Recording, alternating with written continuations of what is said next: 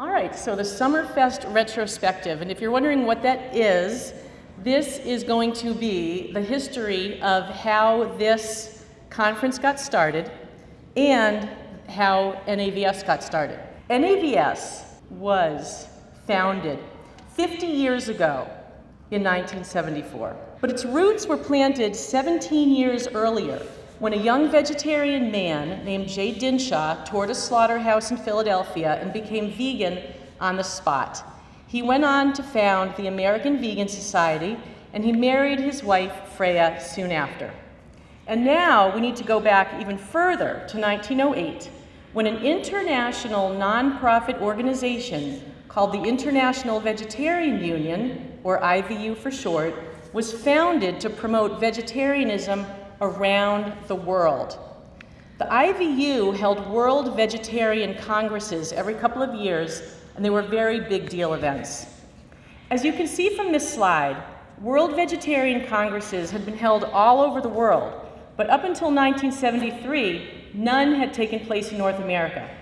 Well, Jay and a group of his fellow activists wanted to change that. So they formed an ad hoc committee. They began communicating with the IVU, and they took some very large steps that were required to even just receive an invitation to submit an application to apply to host a conference.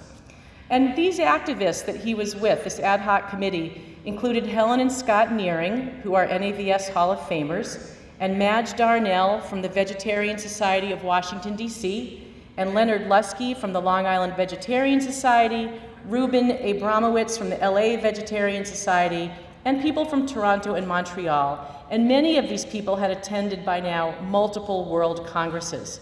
Now, we fast forward to the early 1970s, when a 22-year-old man named Brian Graff had just gotten out of the military. He was flipping through the Whole Earth catalog, which is really cool, by the way. I learned a little bit about that while I was doing this research. He was flipping through the Whole Earth catalog, and an ad caught his eye. An organization called the American Vegan Society was offering classes on veganism. Well, Brian was already vegan, but he did want to learn more about it. So he went to the American Vegan Society headquarters in New Jersey, where Jay was lecturing in the living room and Freya was teaching cooking in the kitchen. And Brian got so much out of it that he asked if he could stay there as an intern. And they said yes. So Brian went home, packed up his things, and moved into the AVS headquarters. Now, by now, Jay and his ad hoc committee had gotten much closer to qualifying to host a World Vegetarian Congress. So they were ready to submit their bid, which they did, and it was accepted. And so began a 2-year project, starting with help, because this was going to be a big undertaking. They ran an ad in Ahimsa magazine, which was the AVS magazine, which still is, calling for co-op people to come work in exchange for room, board, and $10 a month. Well, one of the people who saw that ad was Sharon Niblett. She was vegan, and she wanted to be with like-minded people, doing something that mattered, something to help animals. So she applied, and she started working right away there. But it was just a few months after Jay and Brian had founded NAVS.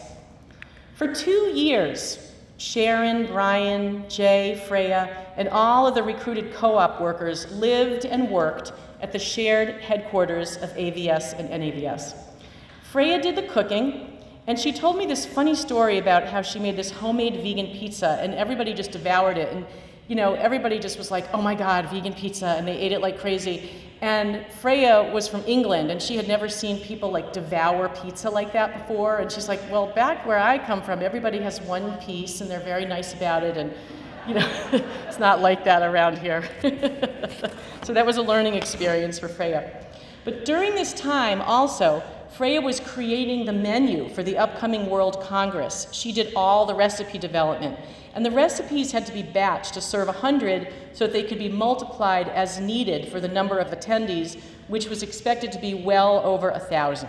Now, even though all of this work was taking place at the American Vegan Society headquarters, AVS was not the official host of the upcoming World Congress, because AVS was a vegan organization, not a vegetarian organization. So up to this point, that ad hoc committee was the official host, and they were referring to themselves as the Congress Committee. Well, that Congress Committee decided that it would be prudent to form a continent-wide vegetarian organization to serve as the executive host of the upcoming World Vegetarian Congress. It would help to better promote the Congress, and moving forward, it could serve as an umbrella for all the North American vegetarian groups, and it could provide the basis for more vegetarian conferences moving forward. So, the North American Vegetarian Society was founded. Jay was president, and that young, charged-up intern named Brian Graff became the vice president.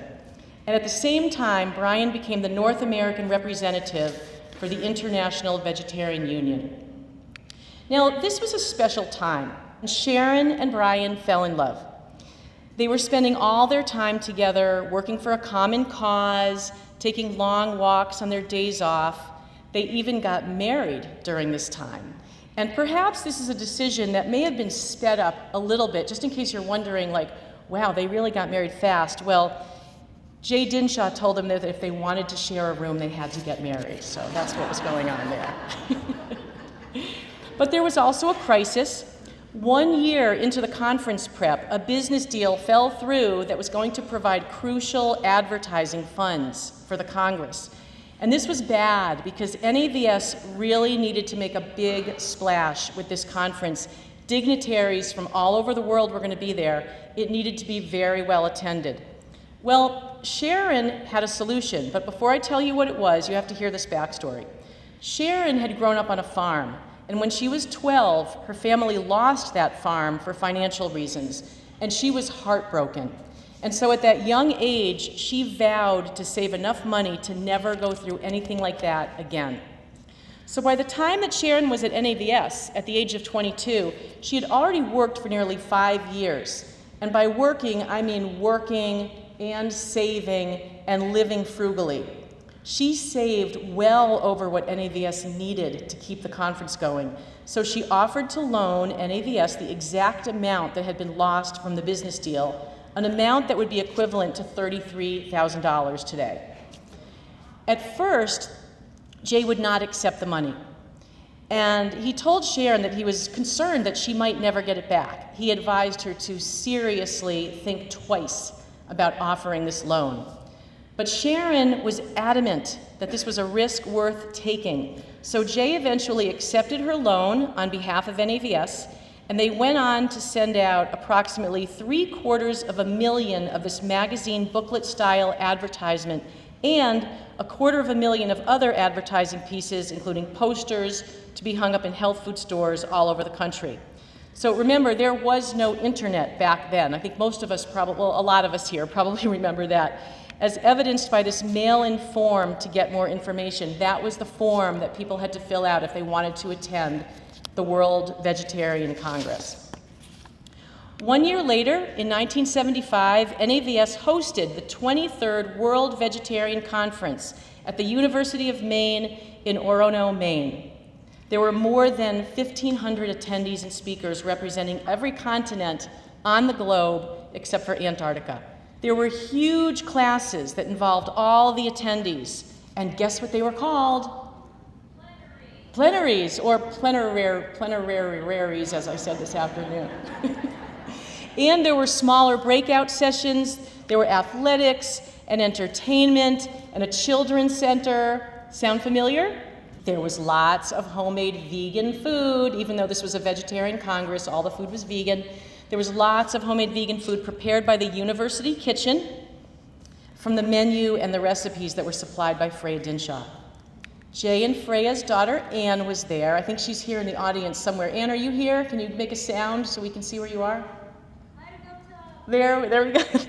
There's Anne. Anne was there. She was only 5 years old, but she remembers having a total blast at the Children's Center, and she loved the statue of the giant bear on the campus, and she remembers the big media event held in the football stadium called the Funeral for Famine. It was a parade of hearses and flowers with the environmental activist Richard St. Barb Baker as a keynote speaker. The message was clear. the world's hunger problems could be solved with a vegetarian diet. There were news outlets covering it, including CBS, the New York Times, and the Washington Post. And we mentioned this earlier in the week during Victoria Moran's Hall of Fame presentation. She was there. She unexpectedly emceed the Beauty Without Cruelty fashion show, and she spent time in the Children's Center. And in this photo, she's having a little group discussion about how to be kind. Here's a cool little story. Dick Gregory was at the conference, a vegetarian, comedian, and social justice activist, and apparently he loved running on the campus track. And he was really, really fast, and all he wanted to do was run faster. So he would invite people to run out in front of him as fast as they could so that he could kind of chase them. He would chase them down, and many men took turns for a lap each. No one could keep going with Dick Gregory for more than a lap or two. And one of those people was Bob Harrison, who's here at the Summerfest. Bob, are you out there? All right, there's Bob. Do you remember? So you ran out in front of Dick Gregory. All right. What's that? 4 miles? And then he said, okay, who wants to be a rabbit? And I volunteered. Yes. I took it a fast quarter mile and dropped dead on the grass. And next, another guy. And after a while, all of us were panting on the grass and he was still going. That's wonderful. And just in case anyone... He was coming off a 1-week air fast. No food, no water. He was coming off a 1-week air fast when he did all this, and he had everybody out there, and he just kept running and running. Amazing. Wow. That's such a cool memory. It really is. This was a really incredible event. And Irene Cruikshank, you might not know exactly who she is, but she knows who you are because she works registration here at the Summerfest. She was also there. She was there with her mom and her sister. Irene, are you here? Up there. There's Irene. She was there with her mom and her sister and 2 friends, and all 5 of them became vegan because of the conference. She says it was life-changing. There was so much going on all the time, and she went on to raise vegan children. Irene, it was great, right? Still is, yes, yes. Another member of our Hall of Fame, Alex Hershaft, was there with his daughter Monica. He went on to found the Farm Animal Reform Movement, and the late NAVS board member Laureen Cox was there, who went on to oversee cooking demos here at the Summerfest. And how can I forget Sharon and Brian Graff. They supervised registration and room assignments, and now 50 years later, they continue to do that and so much more. Like every single detail related to this conference is something that they have worked out themselves, whether it's the program, it's the dates of the conference, it's what all the volunteers are doing. There's not a single detail. If you see like a stack of papers in a certain spot related to the conference, that's because they wanted that stuff to be there. The conference became known as the most significant event of the vegetarian movement in the United States in the 20th century. Brian and Sharon wanted to keep the momentum going, so the following year, NAVS hosted a conference in Ithaca called the North American Vegetarian Conference. And then a year after that, they did it in Arcata, California. But attendance wasn't great at either one, and it became clear that NAVS's presence at the AVS headquarters was starting to hurt AVS with splitting staff and resources. So, in 1980, Jay resigned as president of NAVS to focus purely on the American Vegan Society, and Sharon and Brian packed up and moved themselves and NAVS to upstate New York. The Graffs were intent on keeping NAVS alive, so they continued to put on conferences every year, living on almost nothing in order to keep overhead low. And they took some well-thought-out chances with publicity, and they changed the name of the conference to the Vegetarian Summerfest, and that sounds kind of a lot more fun than the Vegetarian Congress, doesn't it? I mean, I don't mean to be like saying anything disparaging, but you know, Summerfest, they did that. And you know what? Over time, NAVS became more financially viable and began to pay off its debt. And in 1996, NAVS hosted a second World Vegetarian Conference, and guess where they held it? Here. And we have not missed a single conference ever since that very first one. It's been 50 years, except during COVID. I think we need to give ourselves a little hand for that, all of us.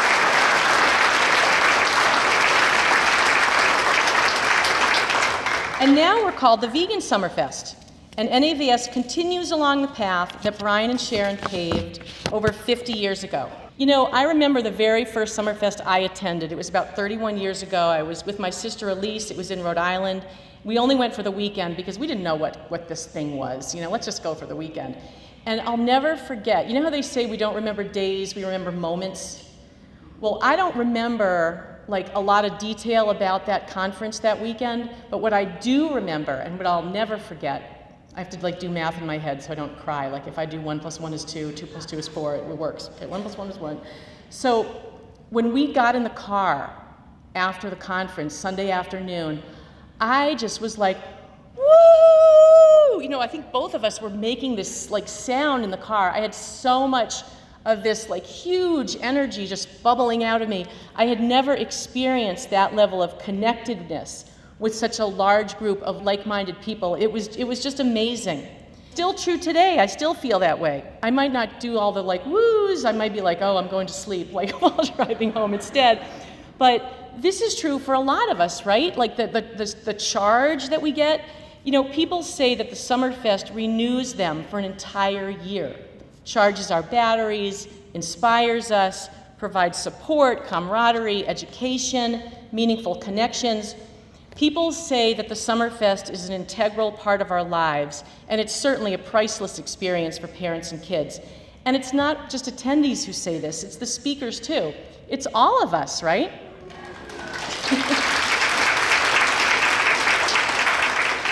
So remember that money that Sharon lent to NAVS for that first conference?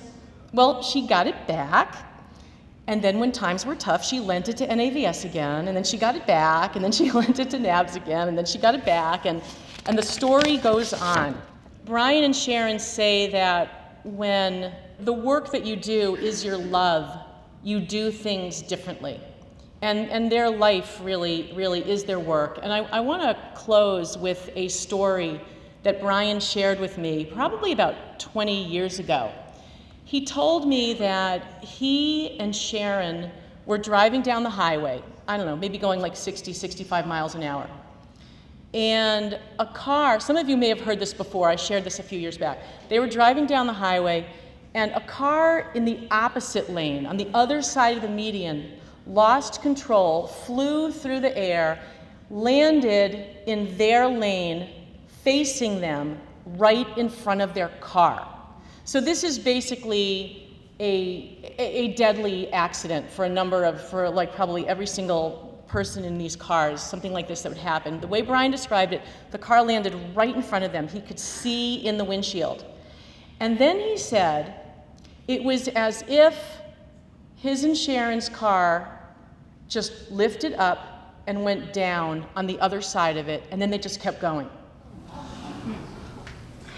And clearly, in my opinion, it was just not their time to go. And they've got a lot of angels looking out for them. And they still had work to do. Their work has changed thousands, if not tens of thousands, people's lives, including us right here. And so I'm hoping that we can just take a moment and just feel our appreciation for the Vegan Summerfest. Thank you.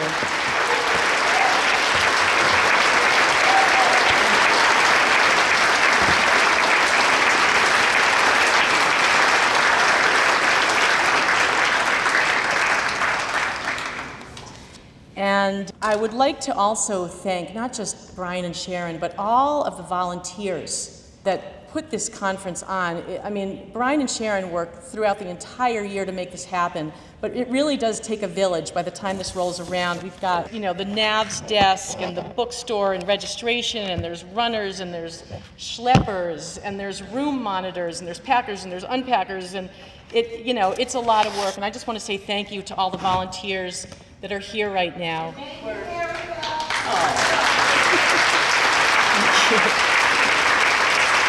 Thank you.